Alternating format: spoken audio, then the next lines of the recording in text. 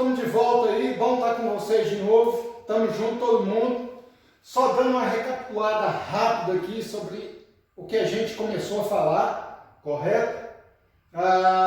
Principalmente a respeito daquelas três grandezas, aquelas principais que a gente falou lá no início, antes de entrar nessa quarentena aí, infelizmente, correto? A gente falou sobre tensão, corrente e resistência. Um exemplo facinho, a gente coloca aqui duas caixas d'água, correto? Uma está cheia e a outra está vazia. Ambas estão unidas por um cano onde você tem um registro, correto? Então, observa bem. Para que eu tenha a minha primeira grandeza, que é o quê? A minha tensão, eu preciso ter uma diferença entre um ponto e outro, correto? Ou seja, uma eu tenho que ter mais pressão, mais força, correto? Do que a outra. Beleza? Então, observa bem, se eu abrir esse registro, essa água vai fluir para essa outra caixa até ambas entrarem em equilíbrio, não é isso? Então, quando essa água aqui estiver na mesma posição que a outra, ambas entrarem em equilíbrio e encerrou a conversa. Se eu deixar meu registro aberto ou fechado, não vai influenciar em nada, correto? Então é isso que eu tenho que prestar atenção. Essa diferença, igual eu falei para vocês, entre fase e neutro, uma bateria onde você tem um polo positivo e negativo, elas têm essa diferença de potencial entre um e outro, correto? Então, se você une esses dois pontos através de um condutor, aqui a gente utilizou um cano para duas caixas d'água, aqui você imagina como se fosse um polo positivo e negativo da bateria. E aqui fosse o meu interruptor, correto? Então, eu tendo o meu condutor, o meu interruptor, eu fechando o meu interruptor, eu interliguei os pontos. Se eu interliguei os pontos e eu tenho essa diferença de ponto entre um e outro, ou seja, eu tenho essa força, essa pressão, que é o que a gente chama de tensão elétrica, correto? Que é medida em volts, o seu símbolo é a letra V, correto? Então, observa bem, tendo essa diferença de potencial, essa diferença de ponto entre uma caixa e outra, a água não fluiu para a outra para entrar em equilíbrio?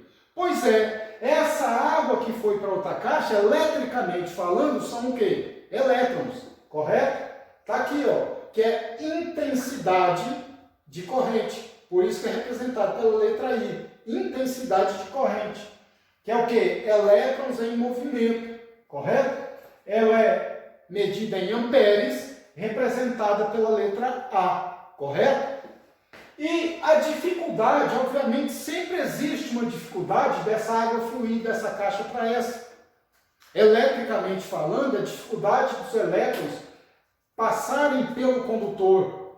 Essa dificuldade, essa resistência elétrica, que é essa dificuldade oferecida pelo condutor, pelo circuito, ela é medida em ohms, correto? Representado pela letra ômega, correto? Agora vamos fazer os nossos exercícios. Vamos lá, pessoal? Tamo junto!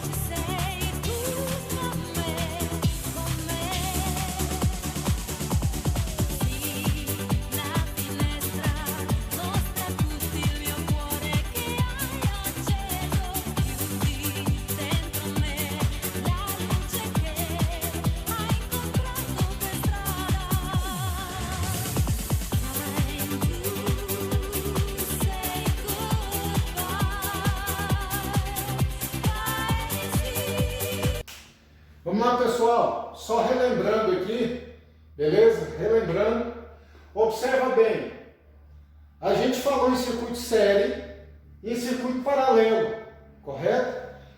Circuito série, só relembrando, o que que é? São circuitos onde a gente só tem um condutor que passa pelos componentes para poder retornar à fonte de tensão.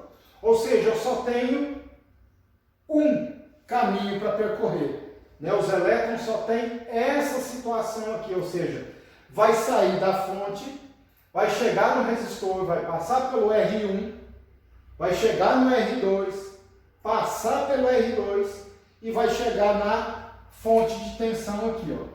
Beleza? Isso é circuito série, correto? Para que eu ache o meu resistor equivalente no circuito série, a conta é uma só, é a somatória dos resistores, correto? No caso desse exemplo aqui, eu tenho R1 e R2. Então é o quê? R1 mais R2. Se eu tiver N resistores, tiver 3, 4, 5 resistores, é mais a soma desses resistores.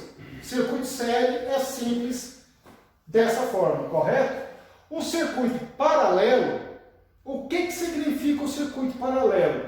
Eu tenho dois ou mais caminhos para que a minha corrente percorra pelo meu circuito, correto? Então eu estou aqui ó, com a minha fonte de tensão, correto? Passa por esse condutor, passa por R1 e retorna à fonte. Não passei em R2 nem em R3, correto? Eu saio daqui da minha fonte, passa por R2 e retorna à minha fonte. Então a corrente que passou por R2 não passou em R1 nem em R3, correto? A minha corrente que passa pelo R3 também é a mesma forma, não passou em R1 e nem em R2, ou seja, eles são independentes. Diferente desse cara aqui, ó, que a corrente que vai passar em R2 tem que passar em R1 primeiro. Esse aqui não. Eu tenho que prestar muita atenção nesses pontos aqui, pessoal. Isso aqui é o que a gente chama de nó, correto? O que é um nó? É como se fosse o quê? Uma emenda, assim falando, onde interliga dois ou mais componentes no circuito.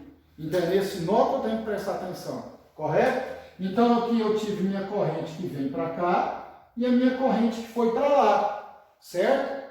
Chegando nesse outro nó, eu tive uma outra corrente que desceu para o R2 e aqui foi para o R3. E no retorno é a mesma situação. Eu tenho aqui o meu R3 que se juntou novamente com a corrente do I2. Os dois vieram aqui, já juntou com a corrente do R1 e ambos foram totais da mesma forma como eles saíram lá. É isso que eu tenho que prestar atenção, tá? Para mim calcular o resistor equivalente de um circuito paralelo, o que eu tenho que fazer? Eu tenho algumas regrinhas para me ajudar, tá? Não é igual a essa aqui que é uma só. Observa bem. Se os valores dos meus resistores forem iguais, eu pego o valor do resistor, divido pelo número de resistor, correto? Então vamos supor que eu tenho aqui 18 ohms em cada resistor. Como eu tenho 3 resistores, 18 por 3, 6 ohms, correto? Então ele já me dá essa facilidade. Se os meus resistores tiverem valores diferentes, certo? Eu pego, por exemplo, se eu tiver 2 resistores de valores diferentes, R1 vezes R2, dividido por R1 mais R2, correto? Se eu tiver mais resistores de valores diferentes e quiser fazer uma conta só, eu faço dessa forma aqui, ó. 1 sobre REC é igual 1 sobre R1 mais 1 sobre R2 mais 1 sobre R3 mais 1 sobre Rn. Quantos resistores eu tiver? Eu faço uma conta só. Beleza? Vamos fazer uns exercícios aí para a gente relembrar isso aí. Valeu, pessoal. Obrigado. Vamos lá.